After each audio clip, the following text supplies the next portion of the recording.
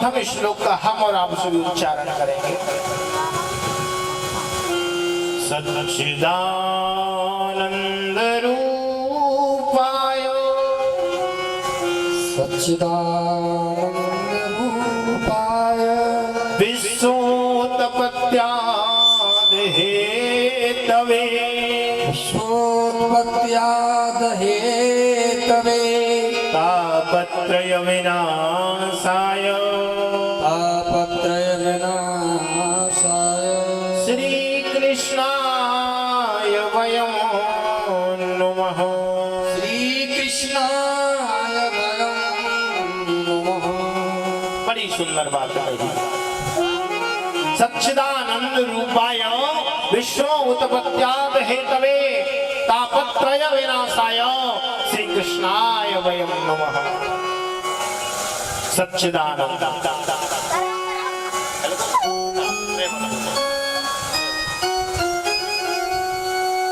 जहां बात सच्चिदानंद की आती है तो सच्चिदानंद क्या है? सच्चिदानंद को 3 खंडों में प्रस्तावित करेंगे। सच्चिदानंद कहते हैं सत्य, चित्त और एक आनंद। अब सबसे पहली बात आती है सत्य की। सत्य क्या है? यानी सत्य कहते हैं अविनाशी को, जिसका कभी नाश नहीं होता। यानी जब इस पृथ्वी पर पहले कुछ नहीं था तब क्या था? सत्य। आज सब कुछ है तो क्या है? सत्य। और जब ये पृथ्वी पर पूरी जलमग्न हो जाएगी, प्रलय हो जाएगी, तो क्या बचेगा? सत्य। इसीलिए सत्य को भगवान का स्वरूप बताया गया है। दूसरी बात आती है चित्त की। चित्त क्या है? चित्त कहते हैं प्रकाश को। यानी जब रात्रि का अंधकार हो रहा हो और रात्रि के समय हमें को कोई पुस्तक पढ़नी हो, कोई कार्य करना हो, तो हमें प्रकाश की जरूरत होती है। लेकिन जो भगवान स्वयं प्रकाश का स्वरूप है, इसको प्रकाश किसी से उधार लेने की जरूरत नहीं है। जिनको हम साक्षात दर्शन भी करते हैं, यानी जो हमारे सूर्य नारायण हैं, वो साक्षात चित्त प्रकाश का ही स्वरूप है। तो दूसरे चित्त यानी प्रकाश भी भगवान का ही स्वरूप है। और तीसरी बात आती है आनंद। आनंद क्या है? किसी एसी कमरे में सो जाओ, हवाई जहाज में उड़ जाओ, करोड़ों की अरबों की संपत्ति एकत्रित कर लो, लेकिन मुझे लगता है कि उस जगह आनंद नहीं आ सकता। एसी कमरे में सोने का नाम आनंद नहीं, डनलप के गद्दों में सोने का नाम आनंद नहीं, करोड़ों की संपत्ति कमाना आनंद नहीं, तो आनंद है क्या? और एक चीज बता दो, इस दुनिया में जितनी भी चीजें होती हैं उन सबका उल्टा होता है, लेकिन आनंद का उल्टा नहीं होता। आपने देखा होगा कि धनवान का उल्टा निर्धन होता है, विद्वान का उल्टा मूर्ख होता है, लेकिन आनंद का उल्टा नहीं होता। आनंद कहते हैं आत्मा के बोध को, आत्मा के ज्ञान को। जिस व्यक्ति को आत्मज्ञान हो जाता है, उसको भगवान के भजन में आनंद आने लग जाता है। इसीलिए सत्य भी श्री कृष्ण है, चित्त भी श्री कृष्ण है और आनंद भी श्री। इसीलिए कहा सच्चिदानंद रूपाय, यानी जो सत्य, चित्त और आनंद का रूप है। विश्व उत्पत्त्याद हेतवे, यानी जो विश्व को बनाते हैं, जिसका पालन करते हैं, जिसको उत्पन्न करते हैं। विश्व उत्पत्त्याद हेतवे तापत्रय विनाशाय, जो तीनों प्रकार के तापों को नष्ट करने की सामर्थ्य रखते हैं। श्री कृष्णाय वयं नमः, ऐसे भगवान श्री कृष्ण को हम बारंबार प्रणाम करते हैं। अब बात आती है कि 3 प्रकार के ताप कौन कौन से हैं? तापत्रय विनाशाय। तो हमारे तुलसीदास जी महाराज बड़ी सुंदर बात कहते हैं।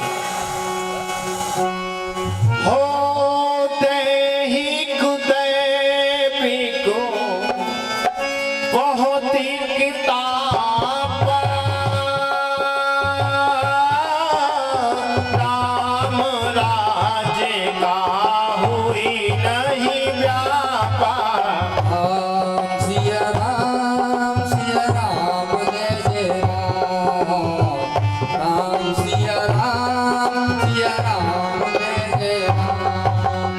दैहिक दैविक भौतिक तापा,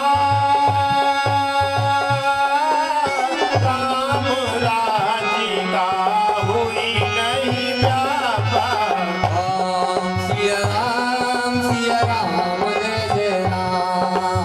राम सिया राम दैहिक दैविक भौतिक तापा, राम राज का हुई नहीं व्यापा। यानी सबसे पहला ताप है दैहिक। दैहिक ताप होता है जो देह के द्वारा होता है, यानी जब व्यक्ति को कोई बुखार, शरीर में कोई रोग हो गया, देह का ताप। एक होता है दैविक ताप।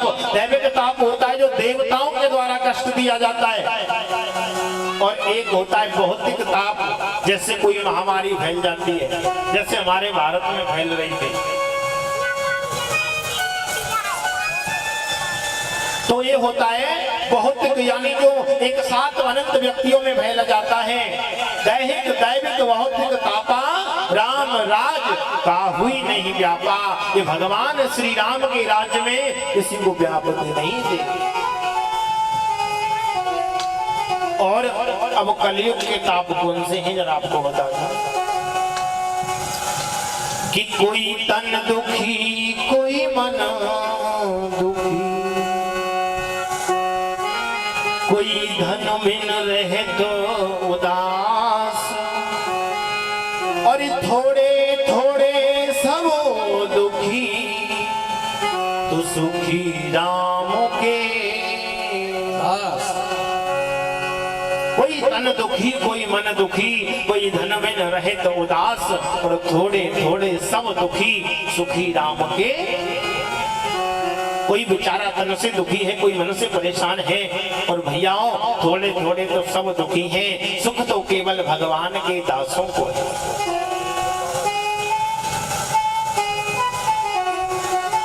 तो श्रीमद् भागवत जी के महात्मा के पहले स्कंद में भगवान कृष्ण की वंदना की गई। श्री कृष्णाय वयम नमः, ऐसे भगवान श्री कृष्ण को हम प्रणाम करते हैं। वास्तव में आपकी ये भूमि धन्य है, जिस पर एक नहीं, दो नहीं, तीन तीन भागवत कथा श्रवण को मिल रही है। हृदय की बात आपको मैं बताता हूँ कि ऐसे भी इस दुनिया में लोग हैं जो श्रीमद् भागवत कथा को जानते भी नहीं है।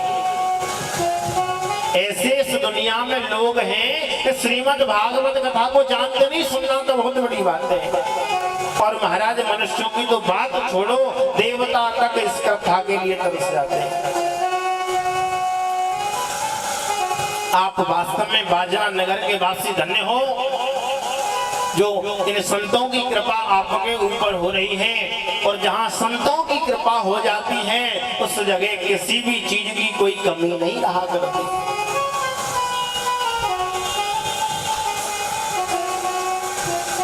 जैसे हम और आप सभी इस कथा सत्संग को सुनने के लिए एकत्रित हुए हैं, ऐसे ही पुराणों की विद्या के लिए एक सुंदर सा स्थान है, जिसको हम नैमिषारण्य क्षेत्र कहते हैं। आइए उसी नैमिषारण्य क्षेत्र में चले।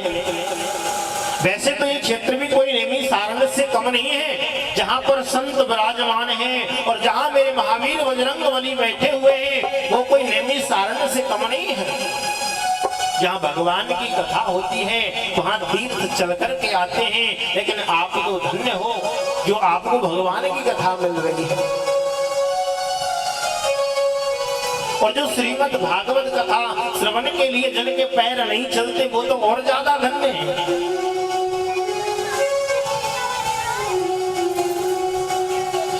तो आइए उसी नैमिषारण्य क्षेत्र में चले। नैमिषारण्य बड़ी ही पवित्र भूमि है, और जहाँ पर 88,000 संतजन, सोनकादिक ऋषि 88,000 संतजन, भरद्वाज, अत्रि, वशिष्ठ, अंगिरा, वामदेव, ऐसे ऐसे संतजन विराजमान हैं, जिनके सामने कई बार चतुरंगिया, सतयुग, त्रेता युग, कलयुग कई बार बदल चुके हैं। ऐसे ऐसे संतजन वहां विराजमान हैं। और प्रातः काल से भगवान की कथा की सत्संग की चर्चा करते हैं। तो आज जैसे ही प्रातः काल सभी संतजन भगवान की कथा की चर्चा कर रहे थे, तो उन 88,000 संतजनों की मंडली के मध्य में एक 20 वर्ष का बालक श्री सूत जी महाराज पहुंच जाते हैं। और जैसे ही सूत जी महाराज पहुंचे, उन छोटे से बालक को देख करके सभी संतजन खड़े हो गए और कहने लगे, आओ महाराज, बड़ी कृपा करी। अरे आप पधारे, आपने बड़ी कृपा करी। सूत जी हाथ जोड़कर कहने लगे, प्रभु अरे मैं तो एक छोटा सा बालक हूँ, आप मेरा इतना सम्मान क्यों कर रहे हैं? तो सोने का 88,000 ऋषियों ने कहा कि हे सूत जी, आप देखने में छोटे हो, लेकिन आपके अंदर जो ज्ञान है, आपके अंदर जो विद्वता है, अरे वो तो करोड़ों सूर्यों के समान है। लेकिन हमारा शास्त्र क्या कहता है कि धन वृद्धा न बल वृद्धा आयु वृद्धा तथैव च ते सर्वे अपि ज्ञानम् वृद्धाश्च किंकरा शिष्य किंकरा। धन वृद्धा न बल वृद्धा आयु वृद्धा तथैव च ते सर्वे अपि ज्ञानम् वृद्धाश्च किंकरा शिष्य किंकरा। कोई व्यक्ति तो धन में बड़ा होता है, अरे कोई बल में भी बड़ा हो जाता है, कदाचित कोई आयु में भी बड़ा हो जाता है। धन वृद्धा न बल वृद्धा आयु वृद्धा तथैव च ते सर्वे अपि ज्ञानम् वृद्धाश्च किंकरा शिष्य किंकरा। अरे न तो पैसे वाला व्यक्ति बड़ा होता है, न धन वाला बड़ा होता है, न बल वाला बड़ा होता है, न आयु वाला बड़ा होता है। ते सर्वे अपि ज्ञानम्, सबसे बड़ा तो वो होता है जो ज्ञान में बड़ा हुआ करता है। ध्यान रखना, वृद्धाश्च किंकरा शिष्य किंकरा। जो व्यक्ति ज्ञान में बड़ा होता है, उसके अंदर अहंकार खत्म हो जाता है और वो तो भगवान के दासों का भी दास बन जाया करता है।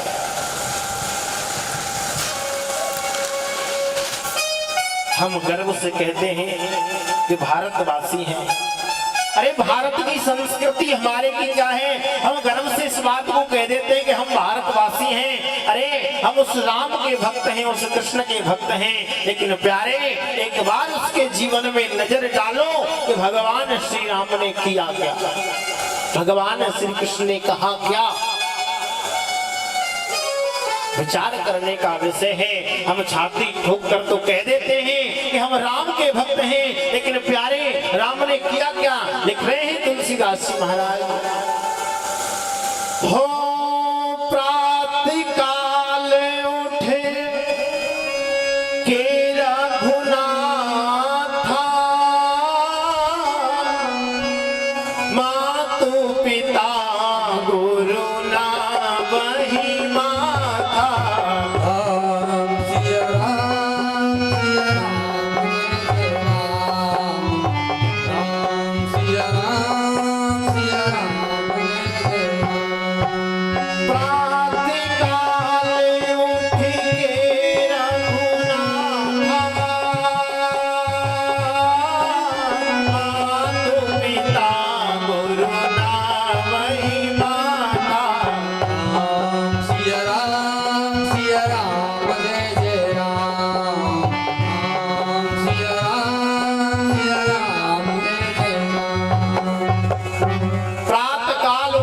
रघुनाथा मात पिता गुरु नावई माथा।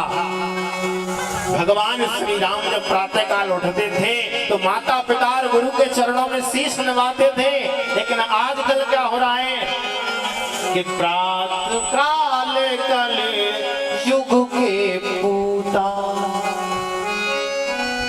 और माता पिता में मारे। कहने की जरूरत नहीं, आप समझ जाओगे।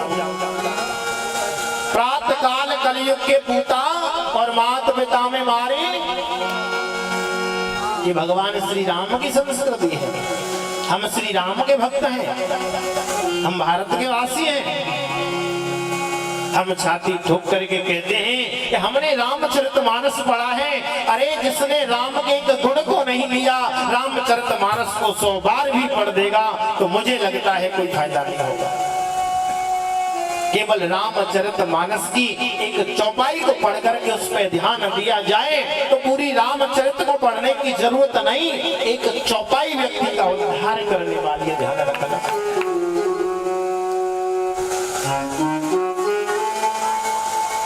तो आज सभी संतजन सूत जी महाराज का सम्मान करते हैं, कहते हैं आओ भगवान आपने बड़ी कृपा करी। हमारा शास्त्र क्या कहता है? धन वृद्धा न बल वृद्धा आयु वृद्धा तथैव च। अरे कोई पैसे वाला बड़ा नहीं है, कोई आयु वाला बड़ा नहीं है, कोई बलवान भी बड़ा नहीं है। ते सर्वे अपि ज्ञानम, सबसे बड़ा तो वो है जिसके पास में ज्ञान है।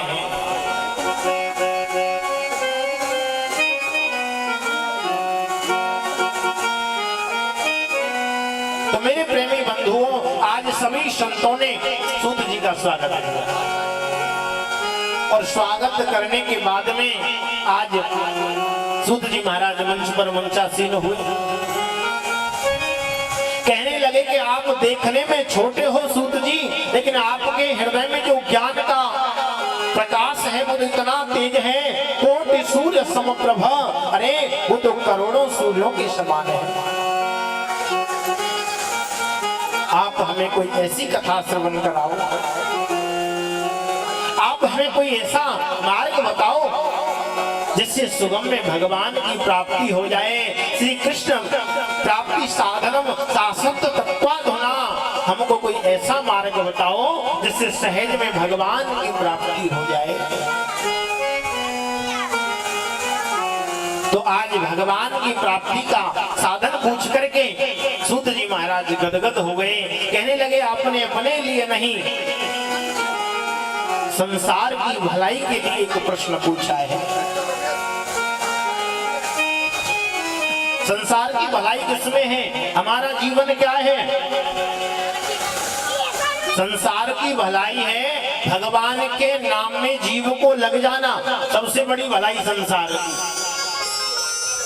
एक बार हम और आप सभी अपने जीवन की ओर गौर करें। हमारा जीवन क्या है कि काल व्याल मुख ग्रास त्रास निर्वाण है तवे। काल व्याल मुख ग्रास त्रास निर्वाण है तवे। हमारा जीवन क्या है? एक काल रूपी बहुत बड़ा अजगर सर्प है जिसने अपने विशाल मुख को खोल रखा है और उस विशाल मुख में मैं बैठा हुआ हूँ।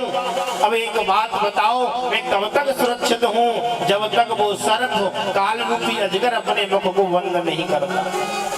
जैसे ही उसने मुख बंद किया तो उसकी मृत्यु हो जाएगी। यानी आप एक छोटा सा उदाहरण समझ लें, आप अपने मुख को खोल करके उसमें एक बतासा रख लें। आपको बतासा तब तक सुरक्षित है जब तक आपका मुख खुला हुआ है, और जैसे ही आपने मुख बंद किया तो बतासा तुरंत खुल जाएगा। इसी प्रकार हम और आप सभी काल के मुख में बैठे हुए हैं।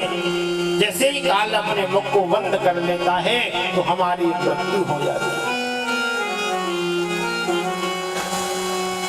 जब काल अजगर अपने मुख को बंद कर लेगा तो मृत्यु हो जाएगी। लेकिन हमारा जीवन क्या है? हम प्रातः काल उठते हैं। प्रातः काल उठने के बाद में सबसे पहले हमारा कर्तव्य क्या है? जब भी हम प्रातः काल सो करके उठते हैं तो हमको क्या करना चाहिए? सबसे पहले अपने कर यानी हाथों का दर्शन करना चाहिए। कराग्रे वसुते लक्ष्मी कर मध्ये सरस्वती कर मूले तो गोविंद प्रभाते कर दर्शनम। वस्ते लक्ष्मी कर मध्य सरस्वती, यानी अगले भाग में माता लक्ष्मी का वास होता है। सबसे पहले व्यक्ति को जगने के बाद क्या चाहिए, क्या चाहिए परीक्षित जी महाराज? लक्ष्मी चाहिए। सबसे पहले जब कथा होगी, जब जनरेटर में तेल भरेगा तो काय थे? लक्ष्मी थे। तो सबसे पहले क्या चाहिए?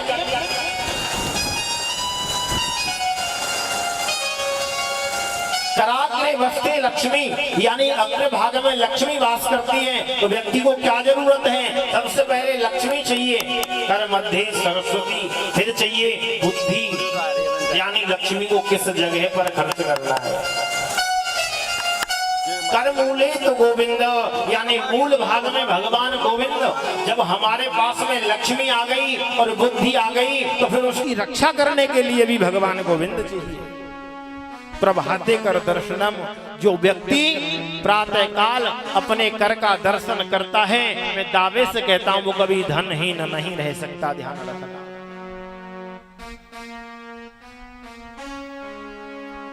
कराग्रे वस्ते लक्ष्मी कर मध्य सरस्वती, कर मूले तो गोविंद प्रभाते कर दर्शनम।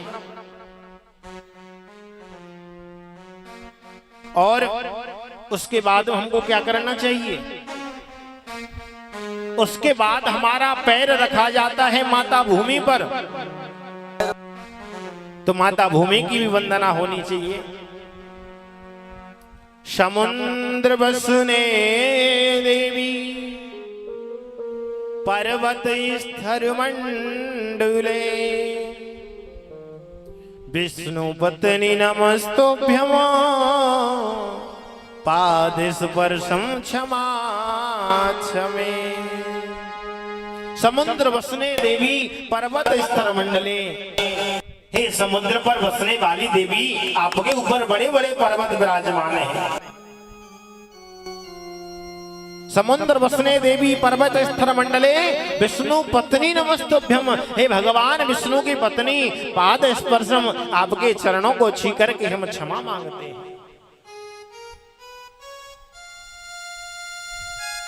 पाद स्पर्शम क्षमा क्षमे।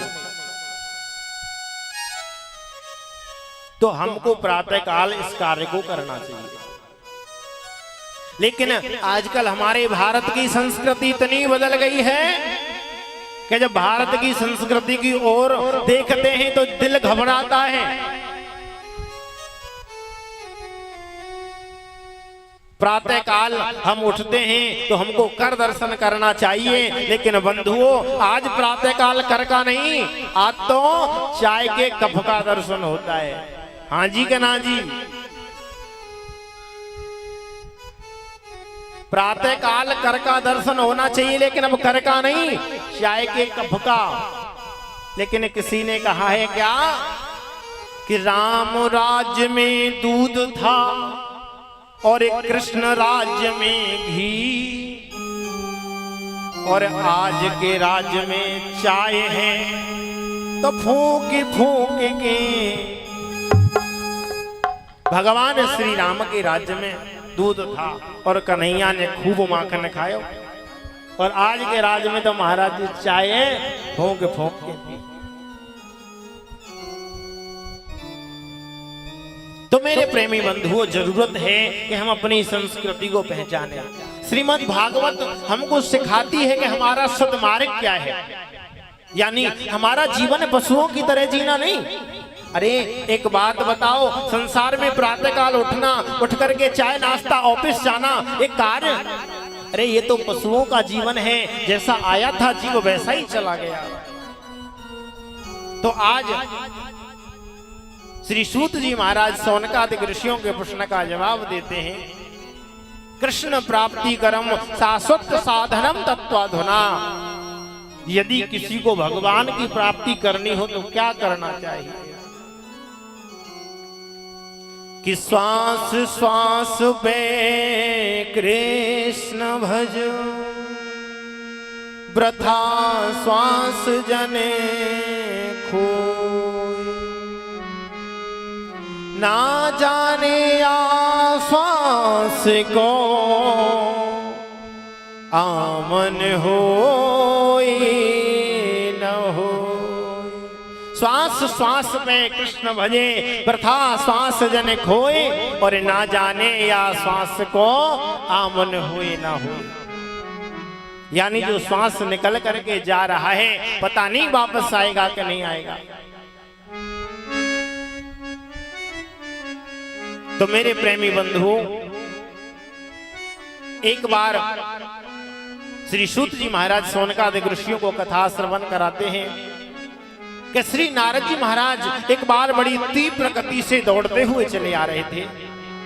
और श्रीमन नारायण नारायण नारायण, श्रीमन नारायण नारायण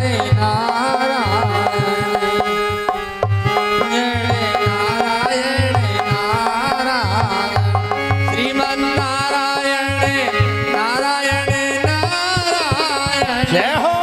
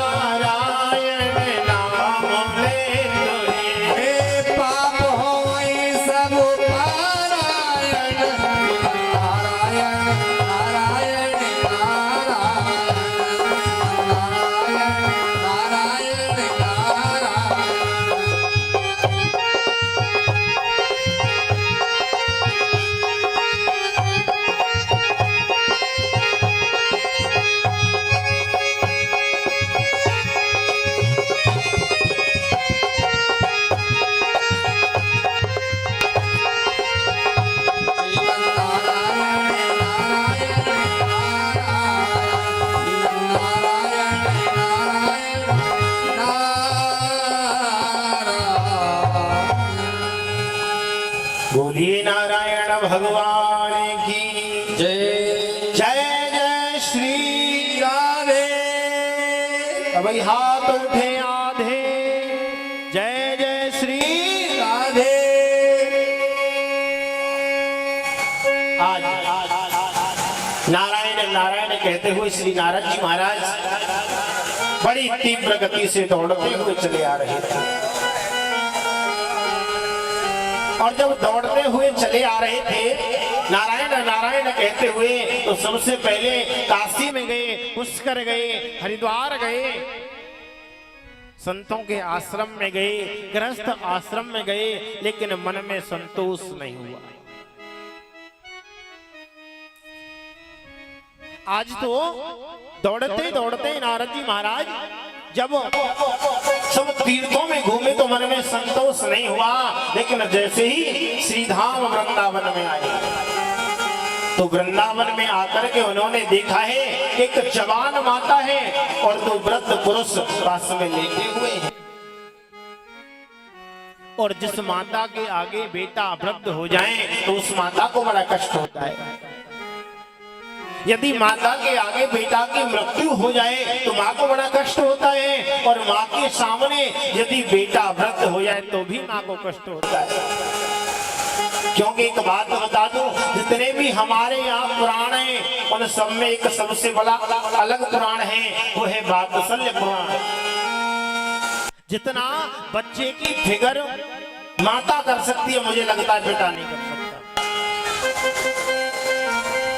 तो आज नारद जी महाराज जैसे ही श्रीधाम वृंदावन में आए तो वृंदावन में आकर के उन्होंने क्या देखा, एक नव युवक माता है और दो वृद्ध पुरुष लेटे हुए हैं। वो माता रुदन कर रही है और रुदन करते करते उन्होंने नारद जी महाराज को बुलाया। नारद जी महाराज उसके पास पहुंचे तो जाकर के कहने लगे, देवी आप कौन है? तो उन्होंने कहा कि मेरा नाम भक्ति है, मैं कर्नाटक से चलती हुई आई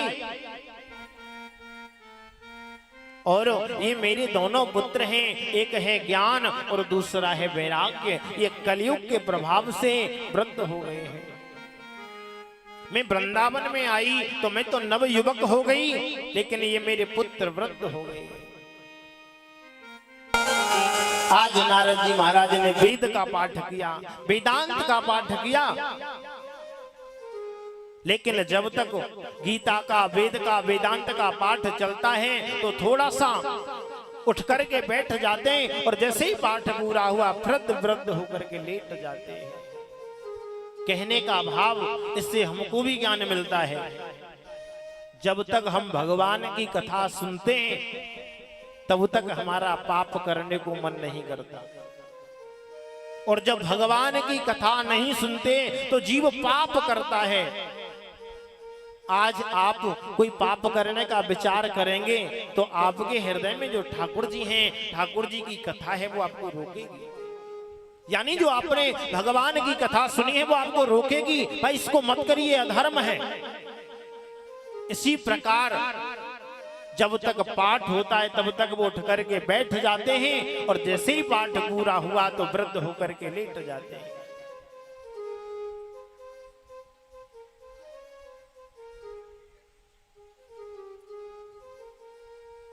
तो कहने का भाव है, नारद जी महाराज ने वेद वेदांत का पाठ किया लेकिन कोई फायदा नहीं हुआ। उसके बाद में जब वेद वेदांत का पाठ हो गया तो आज आकाशवाणी हुई और आकाशवाणी ने कहा, हे नारद, यदि ज्ञान और वैराग्य के बुढ़ापे को दूर करना चाहते हो और भक्ति के कष्ट की निवृत्ति करना चाहते हो तो आप कोई सत्कर्म करिए,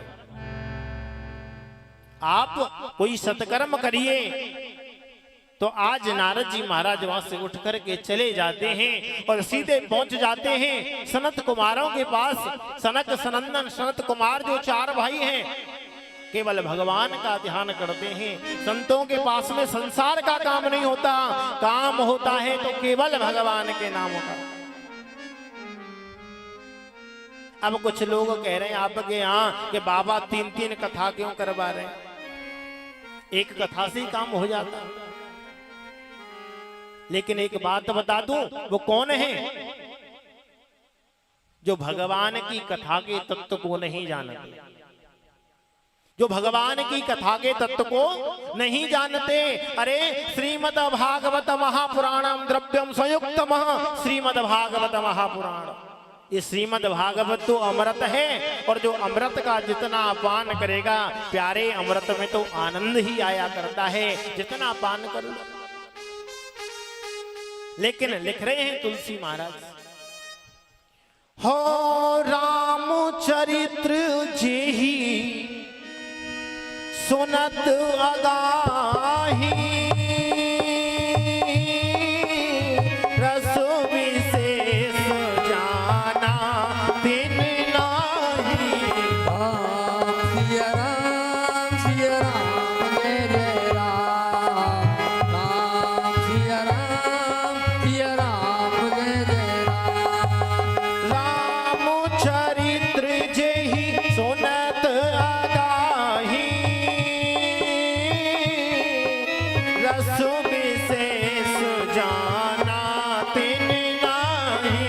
राम सिया राम जय जय राम, राम सिया राम जय जय राम।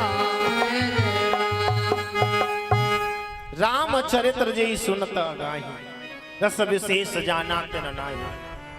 जो भगवान श्री राम के चरित्र को सुनकर कहते हैं, भगवान की कथा को सुनकर कहते हैं, अरे कल ही तो सुनी है, रात ही तो सुनी है, परसों ही तो सुनी है कथा, अरे वही व्यास वही कथा कहा सुने बार बार। लिख रहे हैं रामचरित्र